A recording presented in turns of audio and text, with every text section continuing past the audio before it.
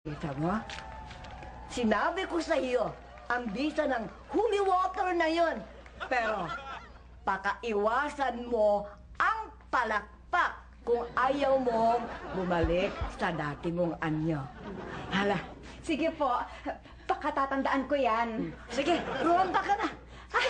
Alis ka na. Sige, tama ka dyan, Lola. Ngayon, Jim, humanda ka.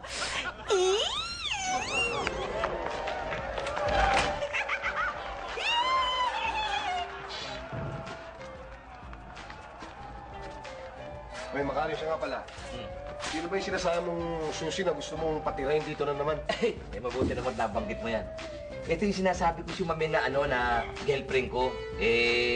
Matagal ko na nagmamahalan naman kami dalawa. Payag na may magulang niya, payag na may magulang ko na tinawag ko sa probinsya. Ang gusto ko sana mangyari nga, magbigay ako sa kanya ng isang proposal na kami maaari na lumagay sa tahimik o magpakasal. Dala ko na nga yung wedding ring. Ito talaga lang. Ito dala ko nga yung wedding ring sana. Alam mo, Macario, natutuwa ako sa'yo bilang kaibigan ha. Salamat.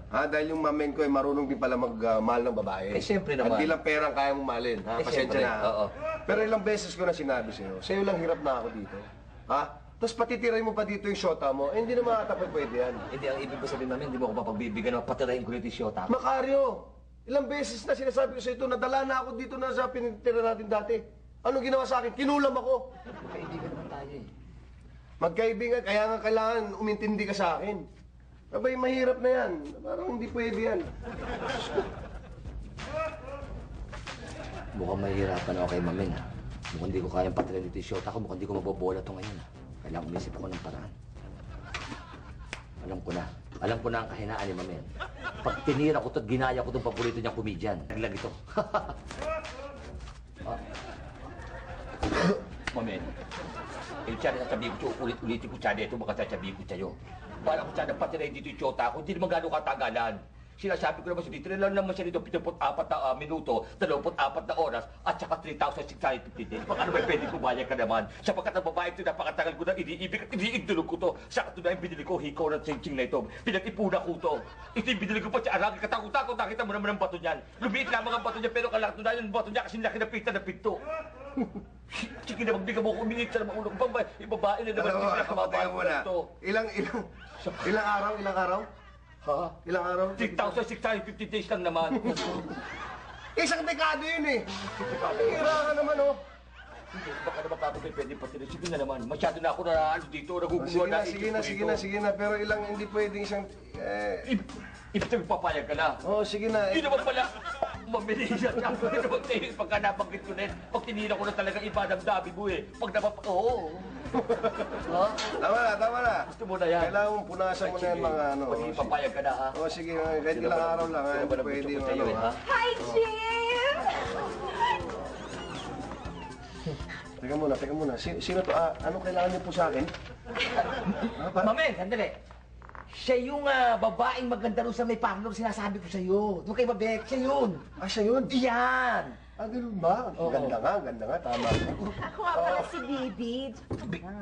Bibi. Anong kailangan mo sa akin, Bibi? Diretsa na, bago pa maubos ang tubig ko, ikaw ang kailangan ko. Ang katawan mo.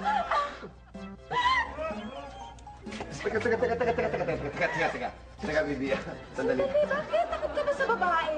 Ay, sandali. Bago kayo magkapapakan dalawa, bago maubos yung mamenggo. Halika muna, mag-usap muna tayo sa kusina. Halika muna, may sabihin ako siya. Halika na. Mamaya, ha? Halika na, halika na. Baka mapakain ka pa yan. Sandali lang ha, Miss Bibi.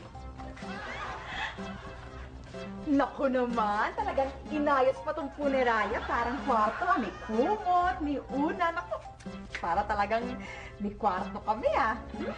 Makahiga na nga. Sabi ko na nga ba, bibigay ka rin eh.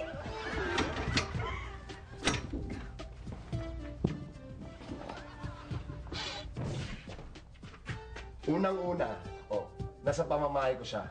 Pangalawa, hindi ko siya kilala. Pangatlo, hindi ko papatulan yan. Abay, kung ayaw mo, di ako na lang papatol dyan. Papatulan ko yan. Sige, patulan mo. Kung hindi nga lang ba ako malapit na ikasal eh. Baka malaman ni Susi yan, di nagka-problema pa ako. Napakagandang babae. Ano ang gusto mong gawin ko? Ha? Ito talaga, ayaw mo eh. Ako naman eh, kakasal. Sa'yo na. Hindi na. Ganito na lang gawin natin. Pauwi na natin yan kung gusto mo. Sige. Halika na, pauwi natin. Halika. O sige, mauna ka.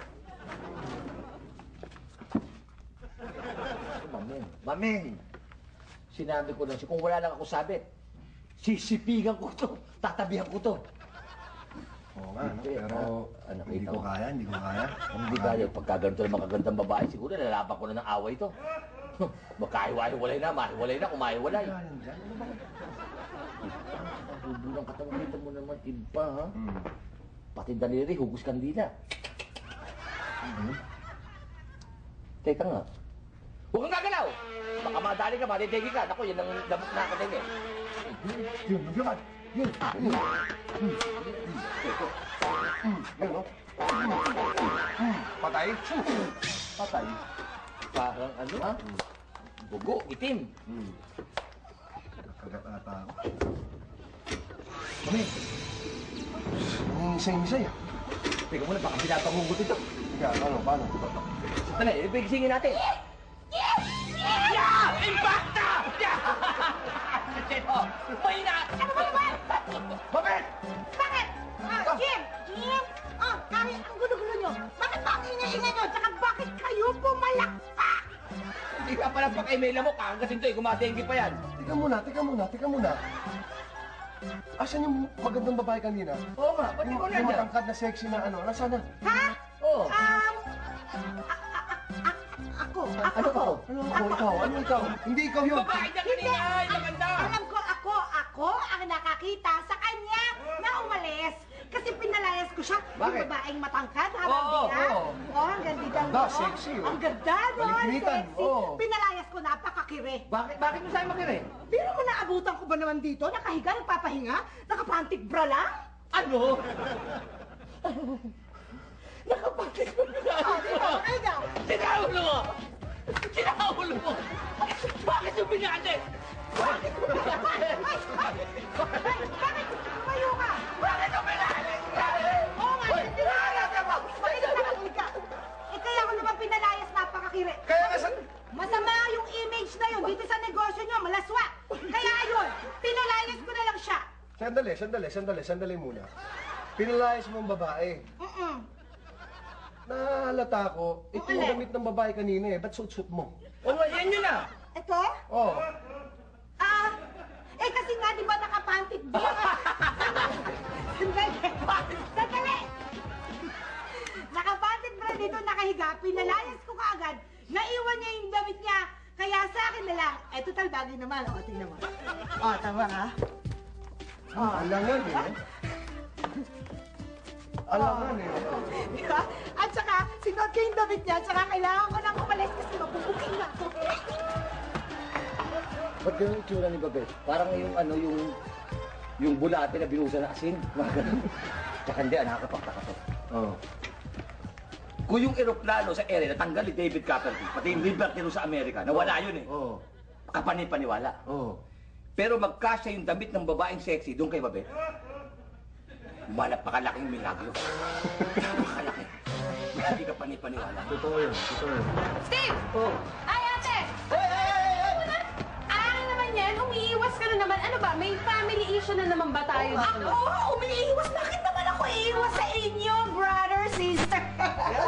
Ay, kasi si George. Nasaan si George? Hinahanap ko siya sa lababo, oo. Bakit ganon? Pa si George. Wala pa rin si George. Naku, makakatikim yung baklang yan sa akin. Hindi pumapasok ng parlor. Mabuti pa umalis na ako. Teka muna, ate. Teka muna. Bakit ba nagmamadali ka? Saan ka pupunta? Nagmamadali ba ako? Kasi nga, aalis ako eh. May pupuntahan ako. Saan mo punta? Sa probinsya. Doon sa probinsya sa malayo. Probinsya? Oo. Punta ka sa probinsya ba? Eh, bakit wala kang dalang mga damit? Kasi, ano